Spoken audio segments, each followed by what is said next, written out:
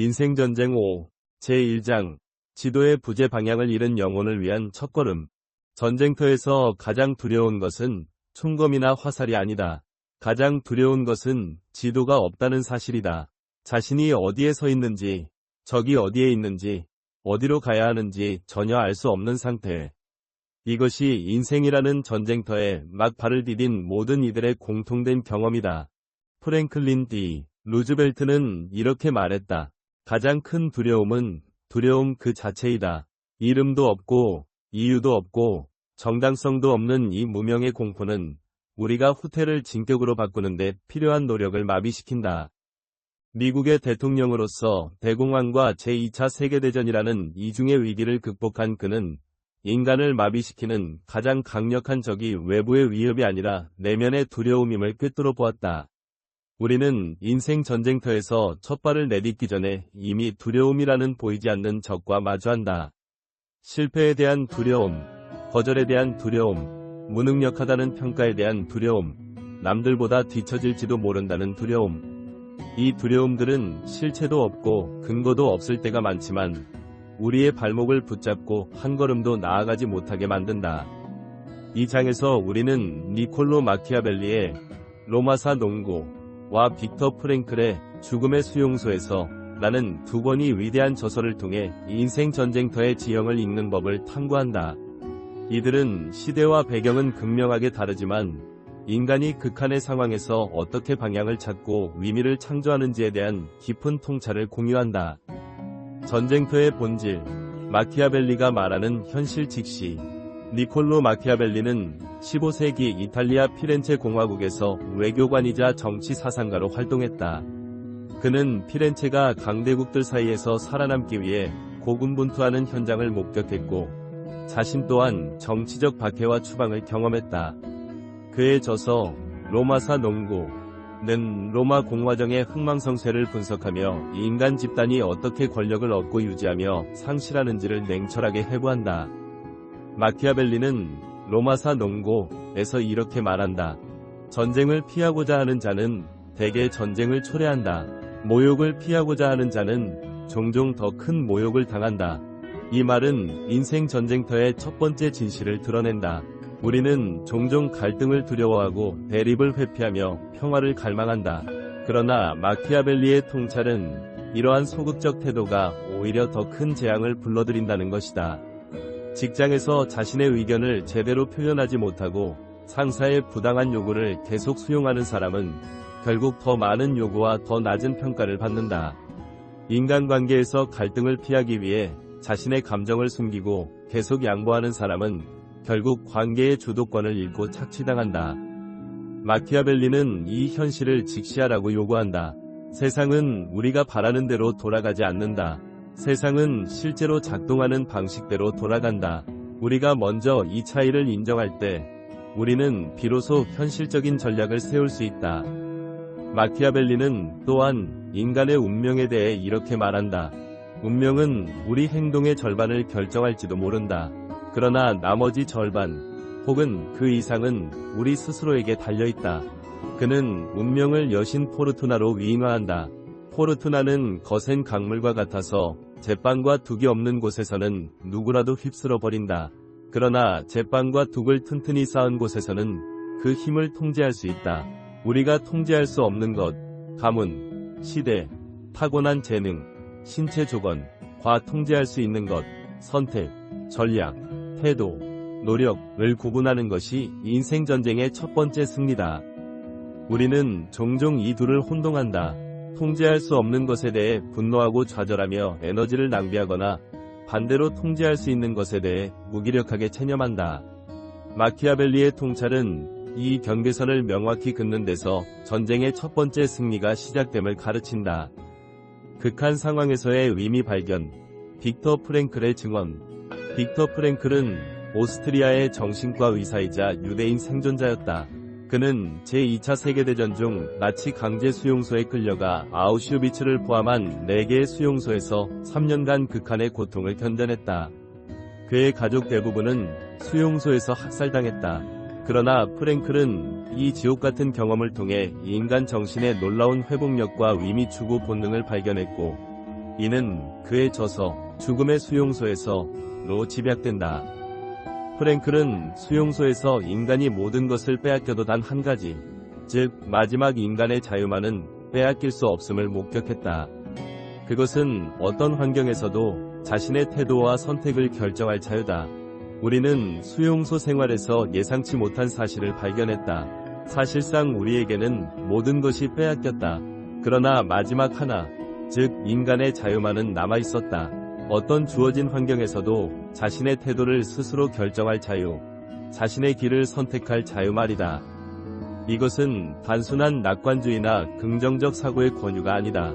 이것은 극한의 상황에서 실제로 목격된 인간 정신의 증언이다. 프랭클은 같은 수용소에서 어떤 수감자는 무기력하게 죽음을 기다리는 반면 어떤 수감자는 다른 동료들에게 마지막 위로의 말을 건네며 인간으로서의 존엄을 지키는 모습을 보았다. 그 차이는 외부 환경이 아니라 내부 태도에서 비롯되었다. 인생 전쟁터에서 우리는 자신을 수용소 수감자와 같은 처지로 느낄 때가 있다. 억압적인 직장 환경, 벗어날 수 없는 가족 관계, 극복하기 어려운 경제적 상황, 회복 불가능해 보이는 건강 문제. 그러나 프랭클은 그 어떤 상황에서도 선택의 여지가 없지는 않다고 말한다. 우리가 상황을 바꿀 수 없을 때 우리는 자신을 바꾸는 선택을 할 수 있다. 우리가 고통의 원인을 제거할 수 없을 때 우리는 그 고통에 의미를 부여하는 선택을 할 수 있다. 프랭클은 수용소에서 깨달은 이 통찰을 바탕으로 로고테라피, 즉 의미 중심 심리치료를 창시했다. 그는 인간의 근원적 동기가 쾌락, 프로이트이나 권력, 아들러이 아니라 의미 추구에 있다고 보았다. 그리고 그 의미는 세 가지 경로를 통해 발견된다고 말한다. 첫째, 창조적 가치를 통해 우리가 세상에 무엇을 기여하는가. 둘째, 경험적 가치를 통해 우리가 세상으로부터 무엇을 받아들이는가. 셋째, 태도적 가치를 통해 우리가 피할 수 없는 고통에 어떻게 대처하는가. 마지막 태도적 가치는 인생 전쟁터에서 특히 중요하다. 우리는 어떤 상황에서도 의미를 발견할 수 있다. 불치병에 걸린 환자는 자신의 고통을 통해 의사들에게 귀중한 연구 자료를 제공하고 후세 환자들에게 희망의 메시지를 전할 수 있다. 직장에서 해고당한 사람은 이 경험을 통해 자신의 진정한 열정이 무엇인지 깨닫고 새로운 진로를 개척할 수 있다. 실패한 사업가는 그 실패를 통해 얻은 교훈을 다음 세대 창업가들에게 전수할 수 있다. 프랭클은 이렇게 강조한다. 인간이 진정으로 원하는 것은 쾌락 없는 행복이 아니라 의미 있는 삶의 이유다. 행복은 추구하면 얻어지는 것이 아니라 의미의 추구 과정에서 자연스럽게 따라오는 부산물이다. 이 말은 인생 전쟁터에서 우리가 추구해야 할 방향을 재정의한다. 우리는 행복을 직접 추구하기 위해 전쟁터에 뛰어든 것이 아니다. 우리는 의미를 추구하기 위해 이곳에 왔고 그 과정에서 행복을 발견하게 될 것이다. 마키아벨리와 빅터 프랭클. 한 사람은 16세기 이탈리아의 현실주의 정치 사상가이고 다른 한 사람은 20세기 오스트리아의 정신과 의사다. 그들의 시대와 분야는 극명하게 다르지만 그들의 통찰은 한 지점에서 만난다. 그것은 바로 현실을 있는 그대로 직시하는 용기다. 마키아벨리는 권력의 추한 민낯을 외면하지 않고 그것을 분석의 대상으로 삼았다. 그는 세상이 도덕적 이상대로 돌아가지 않음을 인정했고 그 불완전한 현실 속에서도 공화국을 지키는 지혜를 탐구했다. 프랭클은 수용소의 참혹한 현실을 부정하거나 미화하지 않았다. 그는 그 참혹함을 정면으로 마주했고 그 속에서도 인간 정신의 불멸의 자유를 발견했다. 두 사람의 공통점은 환상에서 깨어난 자들의 냉철함이다.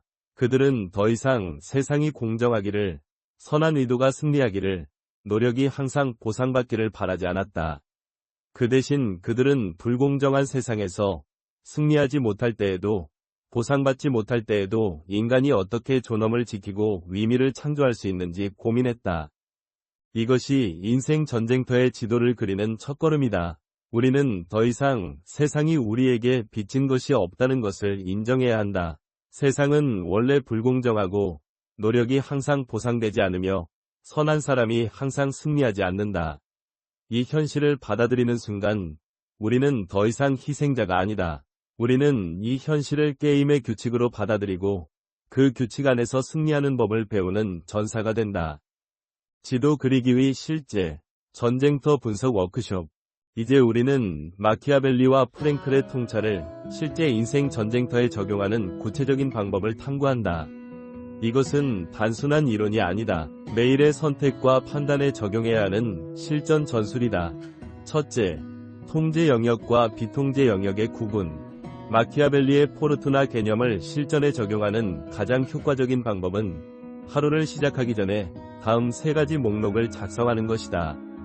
오늘 내가 전혀 통제할 수 없는 것은 무엇인가? 다른 사람의 감정, 타인의 평가, 어제 이미 지나간 일, 경제 상황, 날씨. 이 목록에 대해서는 어떤 감정적 에너지도 투자하지 않기로 결심한다. 걱정해도 바뀌지 않는 일에 걱정하지 않는다. 오늘 내가 부분적으로 통제할 수 있는 것은 무엇인가? 프로젝트의 결과, 관계의 방향성, 건강 상태. 이 목록에 대해서는 최선의 노력을 투자하되 결과에 대한 집착은 내려놓는다. 나는 통제할 수 있는 부분에 집중하고 통제할 수 없는 부분은 포르투나에게 맡긴다.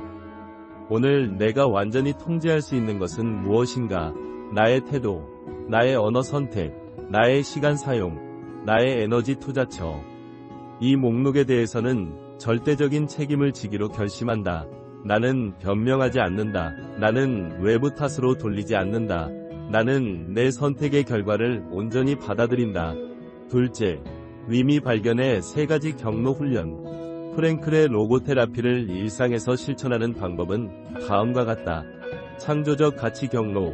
오늘 내가 세상에 기여할 수 있는 것은 무엇인가? 그것이 거대한 업적일 필요는 없다. 어려움을 겪는 동료에게 건네는 따뜻한 말 한마디, 가족을 위해 준비하는 정성스러운 저녁 식사, 사회를 위해 기부하는 소액의 후원금. 이것들이 모여 우리 존재의 의미를 구성한다. 경험적 가치 경로. 오늘 내가 세상으로부터 받아들일 수 있는 것은 무엇인가? 아름다운 석양, 좋은 책의 한 구절, 아이의 순수한 웃음, 음악의 선율, 친구의 진심 어린 조언. 우리는 너무 자주 주는 것에만 집중하고 받는 것의 가치를 간과한다. 의미는 주는 것뿐 아니라 받아들이는 것에서도 발견된다. 태도적 가치 경로. 오늘 내가 피할 수 없는 어려움은 무엇인가? 그리고 나는 그 어려움에 대해 어떤 태도를 선택할 것인가? 교통체증 속에서도 분노를 선택할 것인가? 인내를 선택할 것인가? 예상치 못한 비판 앞에서 방어적 태도를 선택할 것인가? 배움의 태도를 선택할 것인가? 우리는 어려움 자체를 선택할 수 없을 때조차 그 어려움에 대한 태도를 선택할 수 있다.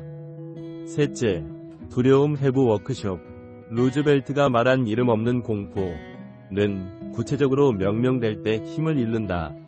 인생 전쟁터에서 우리를 마비시키는 두려움을 해부하는 방법은 다음과 같다. 두려움에 이름 붙이기. 막연히 불안하다고 느낄 때 그 불안을 구체적인 문장으로 표현하라. 나는 이번 프레젠테이션에서 실수할까봐 두렵다. 나는 상사가 나를 무능력하다고 평가할까봐 두렵다. 나는 이 관계에서 버림받을까봐 두렵다. 이름 없는 공포는 우리를 무력하게 만들지만 이름 붙여진 공포는 우리가 대처할 수 있는 문제로 전환된다.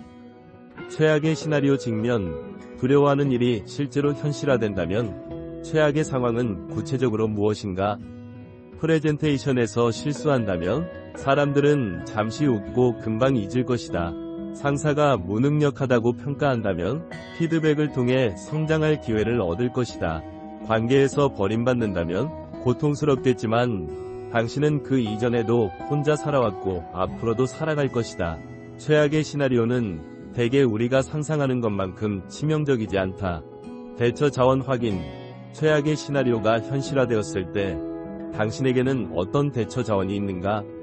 지지해줄 친구, 과거의 성취 경험, 재정적 안전망, 전문가의 도움. 당신은 생각보다 많은 자원을 가지고 있다. 지도의 부재를 넘어서 우리는 이 장에서 인생 전쟁터의 지도를 그리는 법을 배웠다. 마키아벨리는 우리에게 현실을 있는 그대로 직시하는 냉철함을 가르쳤다. 프랭클은 어떤 상황에서도 의미를 발견하고 태도를 선택할 수 있는 인간 정신의 불멸의 자유를 증언했다. 그러나 이 지도는 결코 완성되지 않는다. 전쟁터는 끊임없이 변화하고 새로운 적이 나타나고 예상치 못한 지형이 펼쳐진다. 우리는 평생 이 지도를 수정하고 보완하며 살아가야 한다. 이것이 인생 전쟁의 본질이다. 그러나 이제 우리는 더 이상 완전히 길을 잃은 상태가 아니다. 우리는 나침반을 가지고 있다. 그것은 통제할 수 있는 것과 통제할 수 없는 것을 구분하는 마키아벨리의 현실 인식이다.